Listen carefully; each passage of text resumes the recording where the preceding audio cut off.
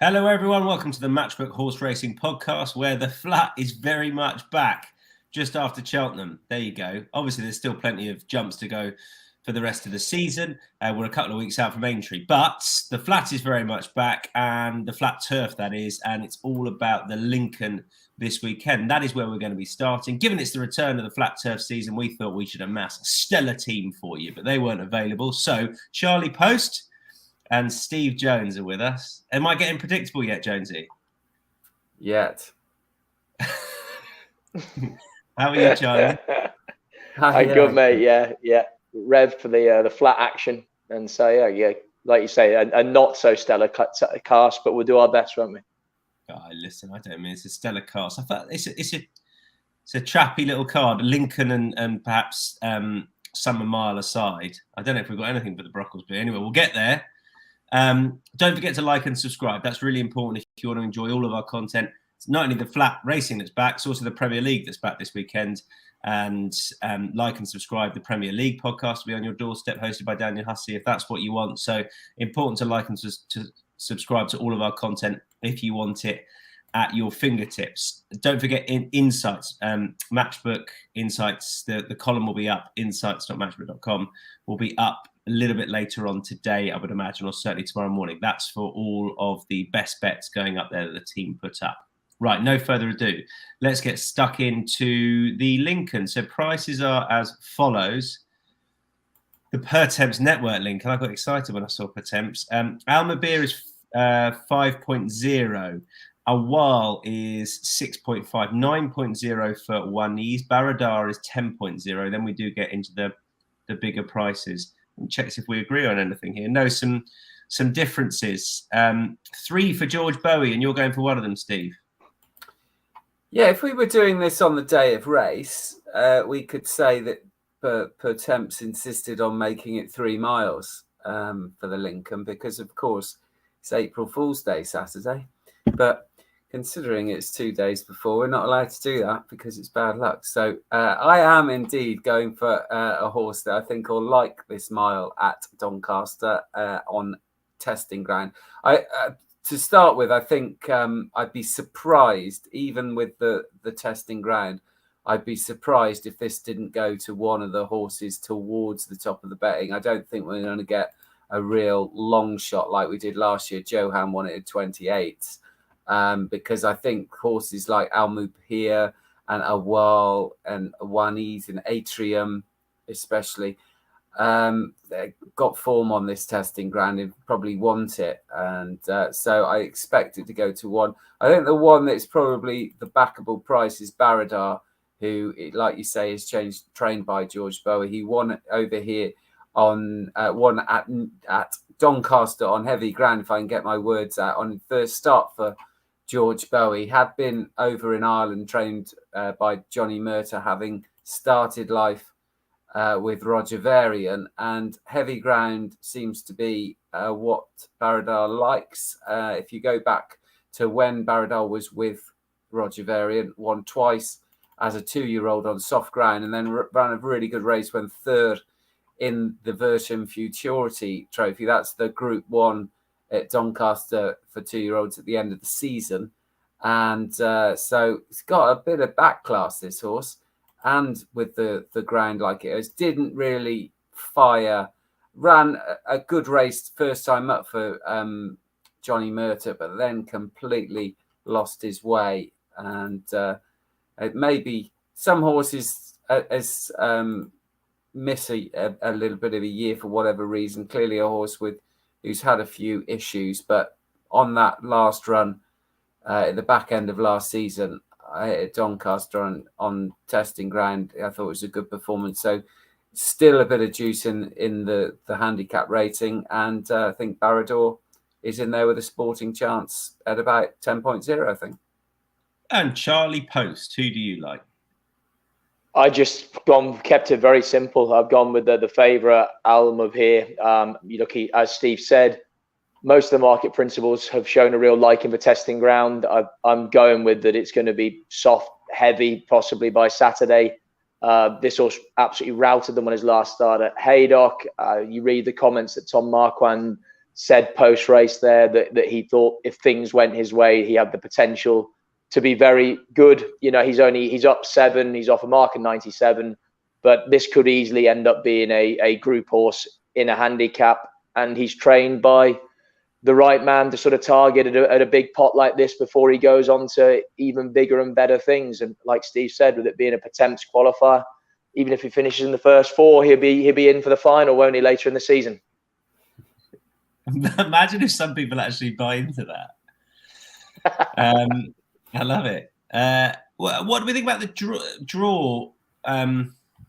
I've actually gone high. Steve, you've gone low. You're in the middle, Charlie. Steve, what are your sort of overriding feelings about the draw on the straight course at Doncaster, or are you just pace?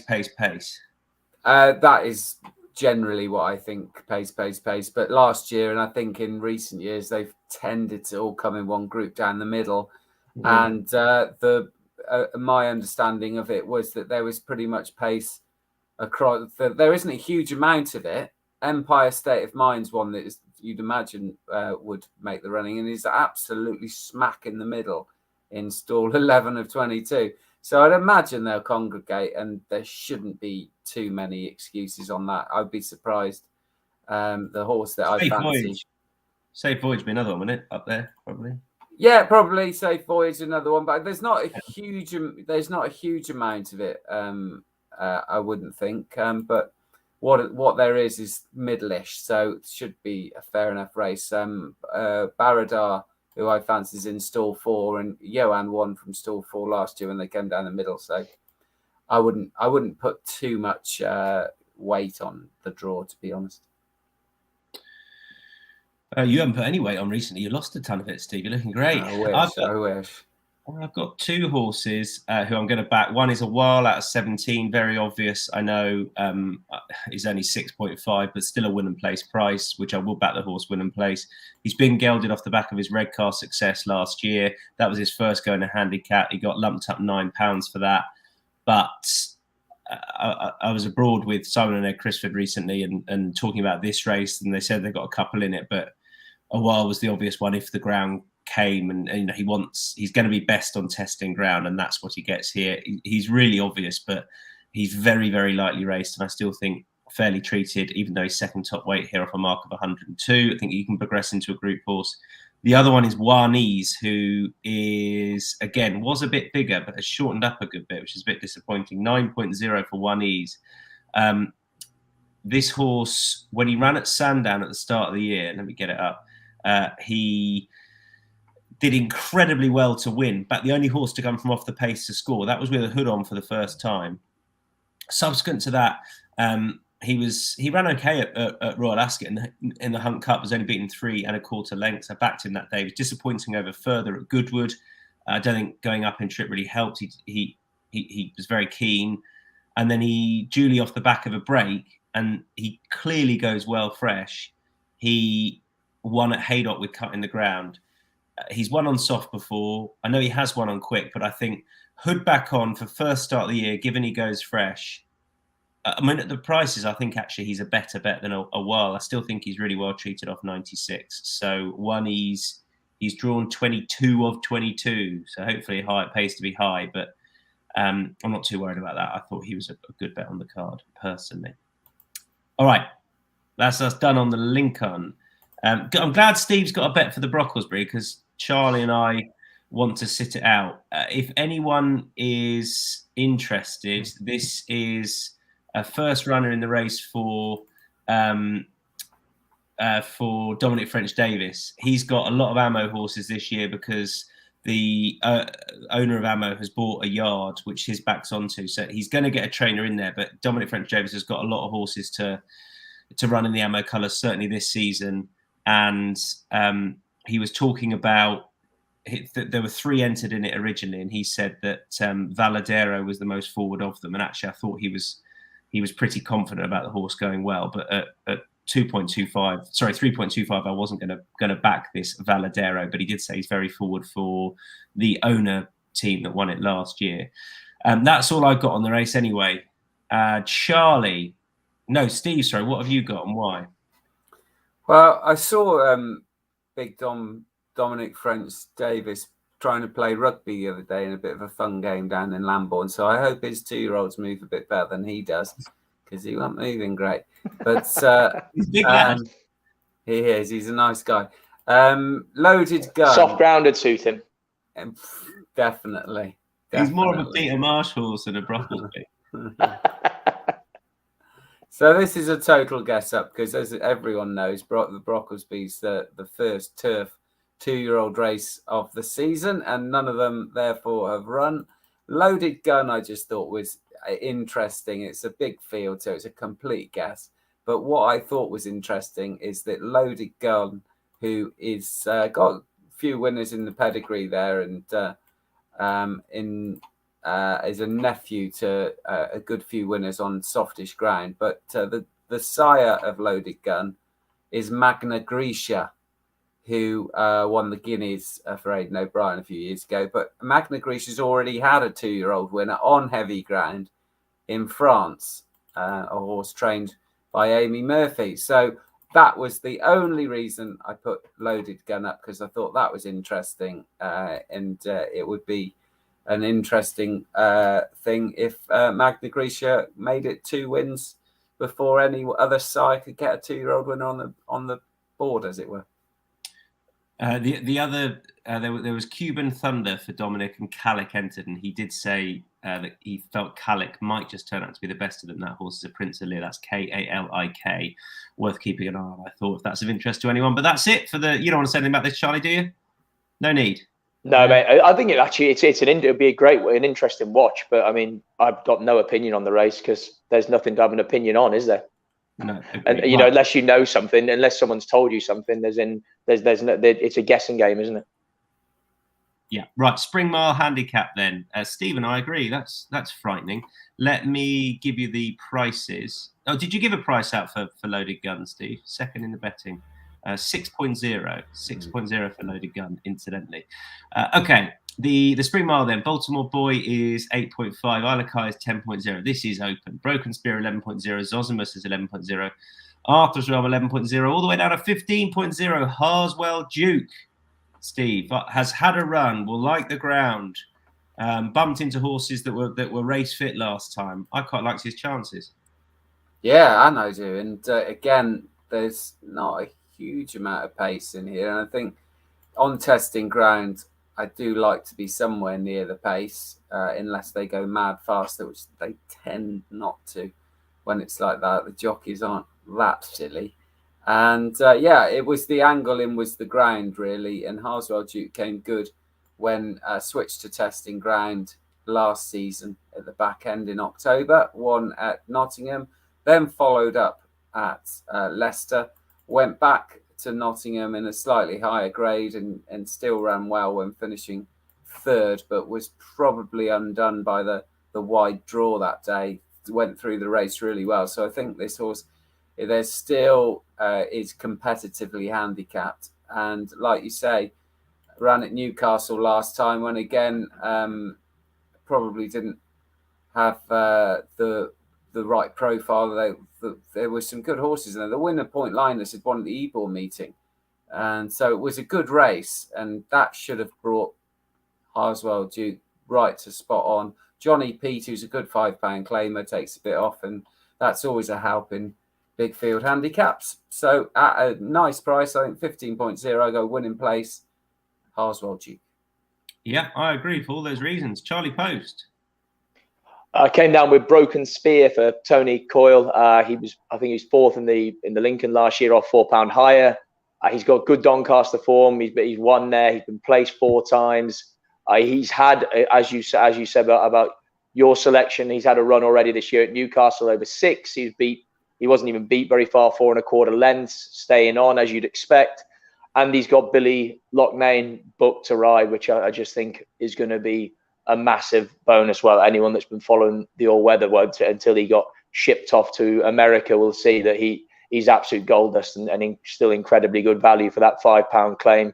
And he's drawn, again, banging the sort of middle 14, and there's stacks of pace in and around him as well, which, as Steve has already said, is always a bonus, especially when the ground is on the slow side.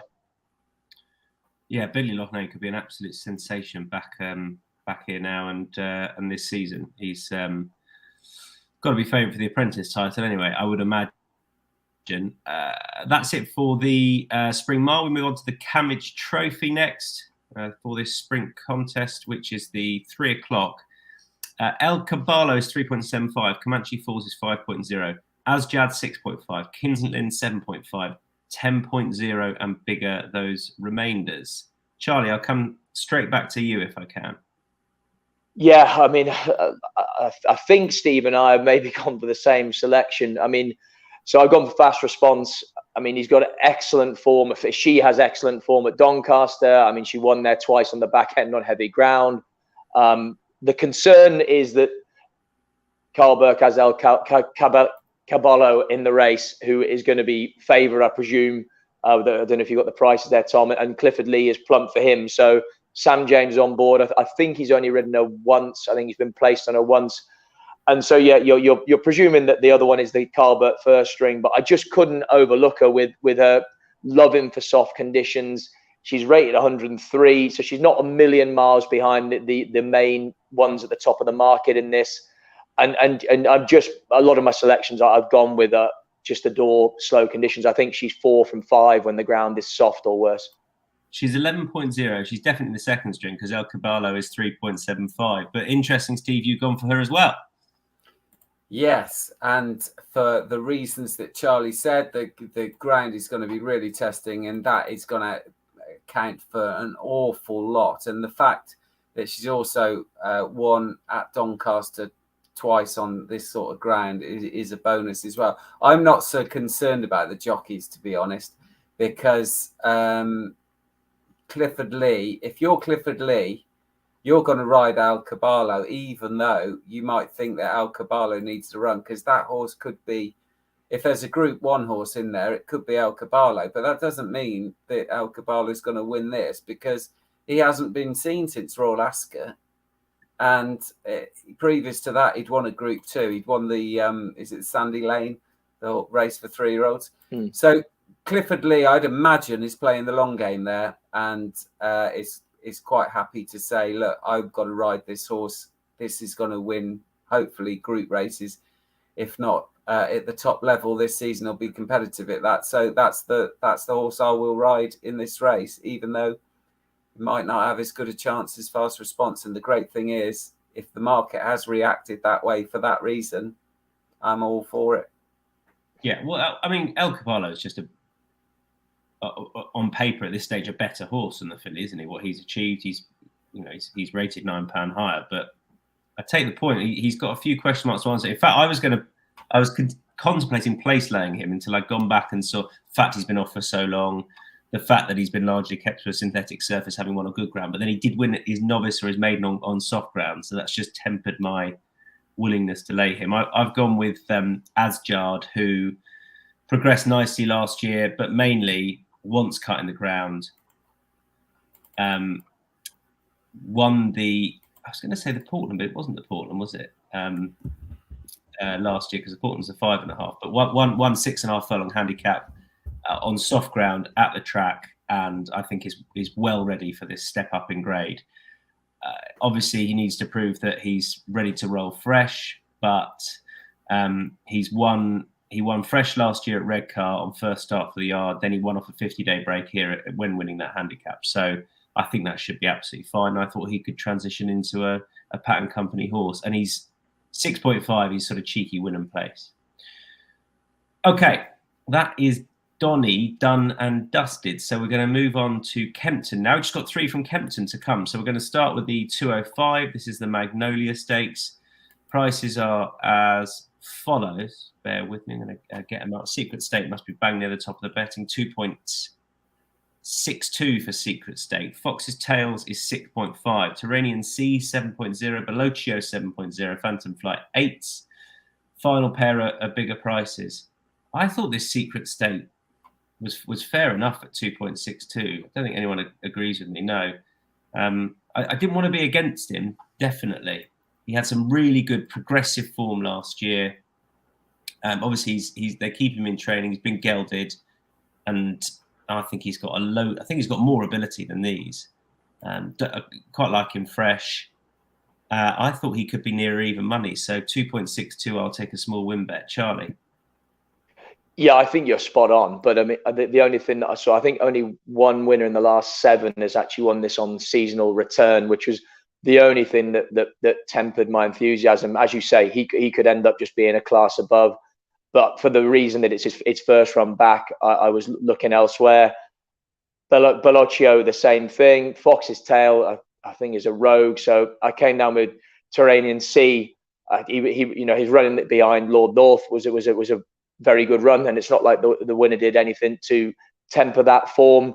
I think he made his first start ever sort of 15 months ago, so there's every reason to believe he could still be on the upgrade. I think his Racing Post rating for his last start was his peak yet, and so I just felt that he was sort of a value alternative if the favourite ends up being a little bit rusty on this first start back, Tom.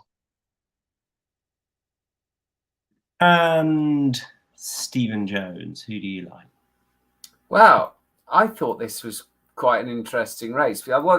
With races like this, well, all races, I try and envisage where they're going to race in the early stages and how it's going to pan out from there and who's going to be best positioned and if they're good enough to take advantage of that. Well, Secret State's drawn 7. He's been running over 1 mile and 6. This is 1 mile and 2. And his last 2 wins have come over 1.5 miles. So he's going to have to go forward. There's no other front runner in there. The likes of Bellocchio, Fox's Tail, and Savvy Victory like to be held up. So you'd think that they'd be at disadvantage unless they're going to change tactics. And then you're kind of in the hands of whether the horse responds to those change of tactics. And the horse drawn 1, Phantom Flight, should just follow the leader through and do him for a bit of toe in the closing stages. So Phantom Flight, I thought, was a really good bet in this. He might not be the one on the figures so far, but he's a horse that was deeply impressive at York at the Ebor meeting, winning a handicap there. And the way he went through the race and the way he came right the way clear in the closing stages, it was very impressive. And I can always forgive a horse that disappoints the back end after having been on the go since March, which Phantom Flight did, even though Phantom Flight only had, 6 runs. For a horse on his first season, I think this is a good horse. He's got form on the all-weather. He's also got a pedigree that suggests the all-weather should be similar to the turf. So James Horton, who made a bit of an impression last year in his first season, training at John Dance's stables in Midland. And I think Phantom Flight's a good bet. Okay. In the Magnolia, that's Phantom Flight for Steve. Secret State, Phantom Flight, Turanian Sea. The 240 next up at Kempton. This is the London Mile Series qualifier. It's over 1 mile, unsurprisingly. And top of the betting, Naval Commander and Al Marmot 6.0, 7.5 million thanks. Brains 8.0, Stately Home 9.0, which Steve lives in, and 15.0 and bigger the rest. Charlie and I are with million thanks. Oh no, goodness, we're all with million thanks. Blimey. A team steam in this open contest.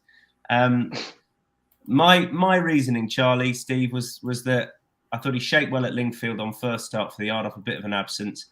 The time after that, he just had a horrible trip.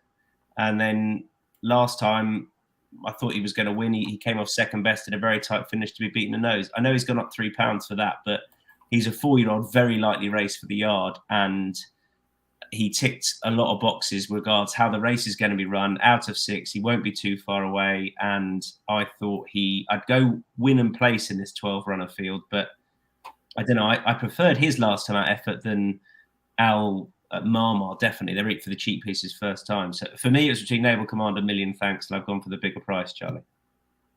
Yeah, I completely agree with that as well. And like Mark Wynn did nothing wrong the last day, but you got Richard Kingscote taking over as well, which cannot be a negative. Sorry, which can't. Is that your dog thinks that Mark Wynn gave him a shocker? Clearly. Yeah, we were on the last day, and he's really going mad about that. Sorry, apologies. So yeah, Richard Kingscote taking over, and the horse that beat him ran well without a penalty because it was an apprentice race. Next time out, Poetic Force again was narrowly denied. So I think he was the solid one in a race. Well, I actually thought there were question marks you could to answer about plenty of these. Steve?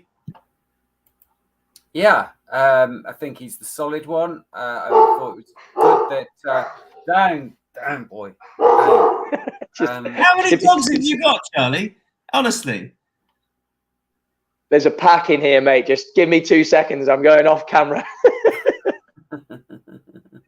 I bet. Don't you reckon it's probably not? I bet it's just a mate of his doing dog impressions. It might be, or it might be that they've got sausages for supper and they're gently cooking away on the stove, and it's sending the dogs crazy. It could be that. Right, go on. Steve. Yeah, I just thought Million Thanks for the solid one. I thought it was good last time that he'd run his best race since joining Kevin Philippart de Foy, who I think is an exceptionally good trainer. And I thought it was the run last time. It was good to see it came at Kempton over this course and distance. And the other thing to note was it was an apprentice race last time. Mark Wynn, the jockey, couldn't claim, but Molly Gunn, who rode the winner by a nose, Poetic Force, because she was riding for a boss, Tony Carroll, could claim the 7. And that sort of tipped the balance in the way of Poetic Force. I thought it was a sound effort. The pair of them were clear. And if you go back to Million Thanks' form with Kevin Ryan, who he was with last season, he's still well enough handicapped, no doubt, even ignoring natural progression for a horse that is coming from 3 to 4, would you imagine still progress. So yeah, it's Million Thanks, and Million Thanks. We're all on Million Thanks. Good. You saw that. And all the dogs are saying Million Thanks because I've just barked a lot, and then because to shut me up, I've got a couple of sausages.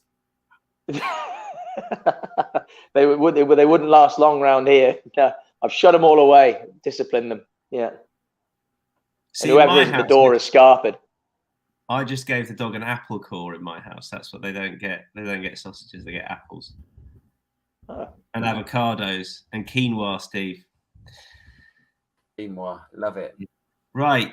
One more to go. Can I tell you, we're actually rattling through this. One more to go. This is the 2 mile Queen's Prize Handicaps, a London Stayer Series qualifier. And Aztec Empire is disappointingly, for supporters of his, which I am, quite short at the top of the betting, 288. Bandinelli 5.0, Duty of Care 6.0, Aced at 8.0, Bascule 9.0, Sleeping Line 11.0.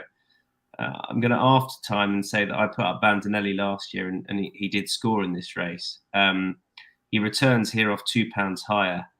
But I think Aztec Empire makes this a better race given the defeat of Withhold last time. He's a 4-year-old who won very comfortably. He's gone up £6, and I was pretty taken with that step up in distance. I think he could definitely make it into a 100+ horse. And in fact, we've got the last 2 winners of this. I think Sleeping Lion as well. But this horse is on the up. Aztec Empire. He'd be a small win bet because of the price about him, but I am surprised that you two haven't. I thought he was very obvious and still fairly priced. You're keeping the faith with Bandinelli off the back of his win last year, though, Steve. Well, it's more a price thing, really. I thought it was very disappointing. Back in my day, when I was in my pomp, when I was in my pomp, the Queen's Prize used to be a huge field. There's 6 runners. What's going on? But I think Bandinelli is priced up on, understandably, the last 2 runs where he came back from a mid kind of season break. He ran in the plate up at the Northumberland plate up at Newcastle and ran really well behind Truchan, and then had a 3 or 4 month break and came back in November and didn't run particularly well, and then ran okay the next time in the final of the London Stayers, when 3rd. But I just don't think he was on his absolute top game there. He does wear headgear for a reason. he switches kind of cheek pieces blinkers. He got cheek pieces on. But if you go back to his win in this race last year, which came back on the back of a defeat of Sleeping Lion previous to that, then he's got to have a really good chance. And I just think if he is back to that sort of form, then he's going to be very, very competitive. Aztec Empire, I get why you're so keen on him. I'm not so sure Withhold is quite the force that he once was. And maybe people are getting a bit overexcited that, but he's the one that's pretty unexposed and is going up, but he's priced up accordingly. So Bandon Lely. Okay, and to complete the trio of different selections, over to you, Charlie. Big price or fair price, 11.0 outside of the field. Yeah, I've gone with the 2021 winner, Sleeping Lion. He's 3 from 7 at Kempton. I think he won this race. I think he won this race off 94, 95. So he's a little bit higher. But no, sorry, he won this off 98. He's a pound higher now. He then was very impressive last year in February, beating Roberto Escobar off 100. So he's a pound lower than that off 99. And his return run recently was just a farce. They hacked around and sprinted behind Earl of Tyrone. It didn't suit him at all. He was way too keen.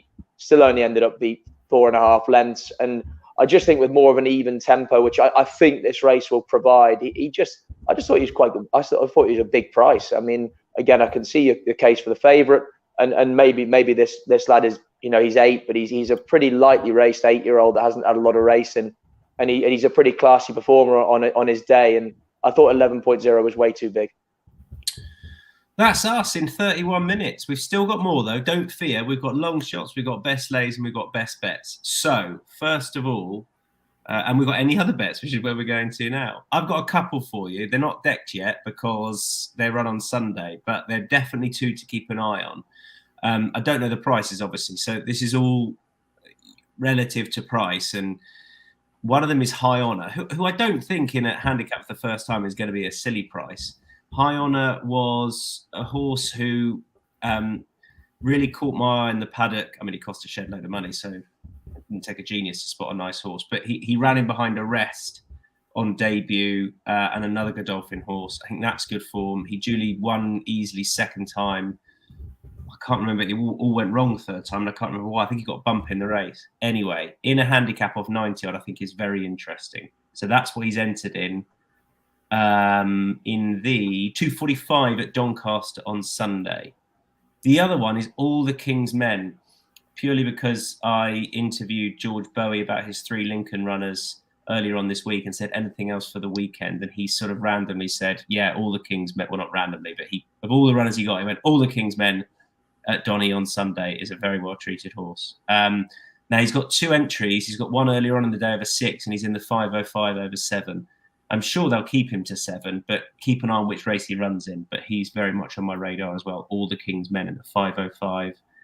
I think likely at Doncaster on Sunday. Charlie, your other bet. You talked to the 10 past 2. It's a chancy one, but Rockambolus, as in he's just been moved to Ben Paulin, was with Ollie Greenland and Josh Guerrero, and he got punted heavily at Newcastle from conceivably from nowhere in January over fences, and he munched fences, was way too keen, and sort of still came there cantering and then didn't see it out. Then was returned fairly quickly at Plumpton, down in trip 2 mile 1. Wasn't as keen that time, but again didn't really see his race out. He's moved to Ben Paulin. He's got a hood on and a tongue strap and back over hurdles, which I think is a good move. Got a decent claimer in Dylan Whelan, who claims a full £10 off him. So he's going to be running loose off about 9.5 stone, 9 stone 6 or something like that. And it just one more chance for the horse. First run, hood applied, no weight on his back and back over hurdles.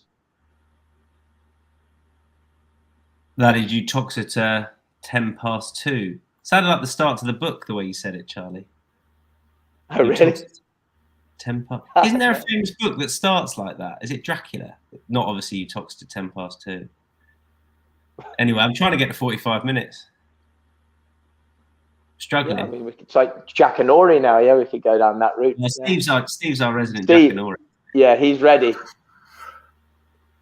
He's got I'm nothing. all out of stories. There's Dracula. Never really got into Dracula, although my hair's going a bit like him. And that's all I Why? got. What's your favourite book from a bygone era, Steve? Oh, I liked a lot of the Charles Dickens books. Books from a bygone era. What's your I'll favourite think- Dickens? What's your favourite Dickens, Steve? Oh, Pickwick Papers. Obviously. Yeah, it's a great story, the Pickwick Papers. I tell you what is a great story is Alexander Dumas, The Count of Monte Cristo. That is a fantastic story. And there's a horse at the moment called Chateau V, which is where the Count of Monte Cristo escaped from. But that is a wonderful story. See, Charlie, he doesn't need much. He says, I'm not going to say anything. And then the next thing you know, we're off to the Count of Monte Cristo. Different gear. Yeah. And I think I think Eduardo, what's the character's name? Eduardo. And then he just goes on a bit long, really. Dantes. Eduardo Dantes is another horse. Yes, of course. Of course. Trains in the north. Yeah. Or Edward Dantes, is it? Edward, I think it's Edward Dantes. My memory's terrible. I've been 50. I can't even remember. Is it a week or 2 weeks? 2 weeks. Is it 2 weeks or 1 week? Let's move on to. I'm regretting it now. 2 weeks. 2 weeks. I'll be 50. I'm 50. My leg is stopped working. I can't remember anything. So don't Which leg? 50, guys. The third one. Right. No. Well, that packed up. That packed up years ago.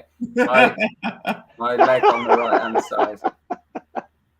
Right. Best long shots. Best long shots. Steve and I are with Harswell Duke. I think we've given the reason, Steve, haven't we? Yeah, loves the ground in the Spring Mile. Should get a prominent position and still fair enough handicapped, I think. So yeah, Harswell Duke. And Charlie, your long shot? Fast response. I think I'd just qualify 11.0 for all the reasons earlier on. And best lays. Oh, now I haven't got one. Steve, your best lay. Yeah, no, we're going over jumps to the 355 at Doncaster, and there's no prices at the moment. So I'm going on, which isn't always the easiest thing to trust, is the Press Association prices. It's only a 5-runner race, but I thought that they were all live ones. I thought it was a competitive little race, and Blackjack Magic pulled up last time on my birthday, which was 2 weeks ago, at Doncaster, over 3 miles, which seems to be Blackjack Magic's trip. Had previously won at Exeter on heavy ground over 3 miles, and I just don't think it'd be fast enough. The jumping wasn't particularly good last time at Doncaster, so they're going back there to try it again. And if this horse is sort of around the 2.75 mark, I will be laying Blackjack Magic to place, because the likes of Make Me a Believer, Real Stone, and Lord of Kerrag, and even Prevaricate, they're all live ones in there, I think. So I'd be taking on Blackjack Magic. That's your only. That's our only one. Alex says Alexandre Dumas wrote Three Musketeers, didn't he, Steve? He did. Yes, he did. Yeah. Tell you what, we've got. And he wrote Journey to the Centre of the Earth, or what is it? Did he? One of those. Yeah. How's that memory now you're 50? Terrible. Terrible. Best bets. Now, I apologise. I haven't written my best bet, so I'm going to do it while telling you it's one ease in the 335 at Doncaster in the Lincoln at the prices. I still think there's a lot more to offer with the hood back on. He wants to go fresh, and he was much better than the Bear Resort at that win at Sandown last year. Still lightly raced. Steve, your best bet? It is Phantom Flight in the Magnolia Stakes, which is a 205 at Kempton. And Charlie Poste, your best bet? I've gone back to Doncaster, the 245, the newest one. The Twiston Davis team are in good form, and all his form rivals have to concede a penalty to him. And he's been knocking on the door, second on his last 2 starts. All right. That's it, everyone. Thanks ever so much. If you're liking our content, chance will be a fine thing. Do subscribe, because it means it's right on your doorstep whenever you want it. That's across all podcasts. Look out for the Premier League podcast, which returns this weekend, because the Premier League does. And don't forget to, you can comment if you want for your naps of the weekend or your best bets of the weekend, because we want to know who you fancy. The Flat is, after all, back. Enjoy. Bye-bye.